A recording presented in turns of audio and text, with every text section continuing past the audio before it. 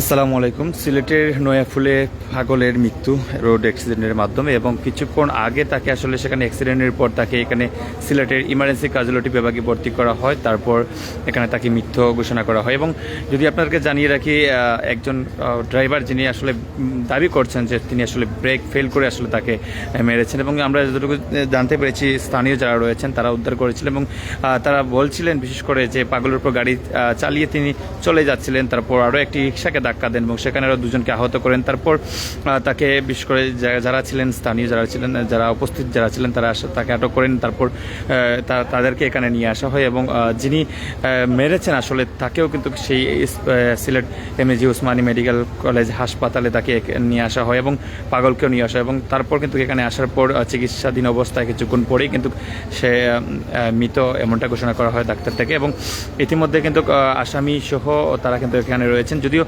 পাগলের পক্ষে আসলে কেউই নেই, এবং এখন পর্যন্ত আসলে প্রশাসনিকভাবে কী ব্যবস্থা নেওয়া হবে সেটা আসলে এখনও পর্যন্ত আমরা জানতে পারিনি। তবে আমাদেরকে এখানে দায়িত্বরত কর্মকর্তা যারা পুলিশের প্রশাসনে রয়েছেন তারা জানিয়েছেন যে আসলে তারা ঊর্ধ্বতন কর্মকর্তাদের সাথে কথা বলে তারা আসলে কী ব্যবস্থা নেন সেটি আজ কিছুক্ষণ পরে তারা জানাবেন আমাদেরকে। এবং যদি আপনাকে জানিয়ে রাখি, যিনি যাকে আসলে মারা হয়েছে বা যিনি আসলে রাস্তার পাশে ছিলেন তাকে আসলে তিনি আসলে মারা যান রোড অ্যাক্সিডেন্টের পর, এবং পাশে যে আরও দুজন ছিলেন তারা আসলে রিক্সায় বসে আছিলেন, এবং তাদেরকেও আসলে সেই গাড়িটি ব্রেক ফেল করে। তিনি দাবি করছেন যিনি আসলে ড্রাইভার ছিলেন, হাইয়েস্ট গাড়ির যে যিনি ড্রাইভার ছিলেন তিনি দাবি করছেন আসলে ব্রেক ফেল করে তিনি আসলে, এবং তাকে আমরা প্রশ্ন করেছিলাম আসলে তিনি কেন গাড়ি ফেল করলো এবং কী কারণে, গাড়ি কি ফিটনেস ছিল না নাকি।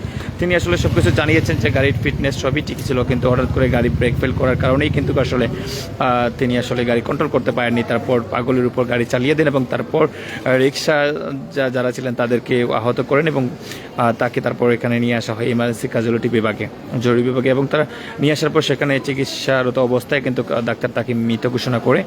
এই মতো অবস্থায় কিছুক্ষণ আগে বিশেষ করে সিলেট এমএজি উসমানী যারা দায়িত্বরত পুলিশ কর্মকর্তা রয়েছেন তারাও কিন্তু এখানে এসেছেন এবং তাকে সাময়িক আটক করেছেন। এবং যেহেতু তার বিরুদ্ধে কোনো ধরনের অভিযোগ নেই, তবে ঊর্ধ্বতন কর্মকর্তাদের সাথে কথা বলে তারা আসলে মামলা করবেন কিনা বা পুলিশ বাদী হয়ে মামলা করবে কিনা সেটি এখন পরিষ্কার নয়। তবে তাকে এখন পর্যন্ত তারা সেখানে আটকে রেখেছেন হাতে হাত খড়া দিয়ে, যাতে সে পালাতে না পারে, সেই বিষয়টি তো আমরা দেখতে পাচ্ছি।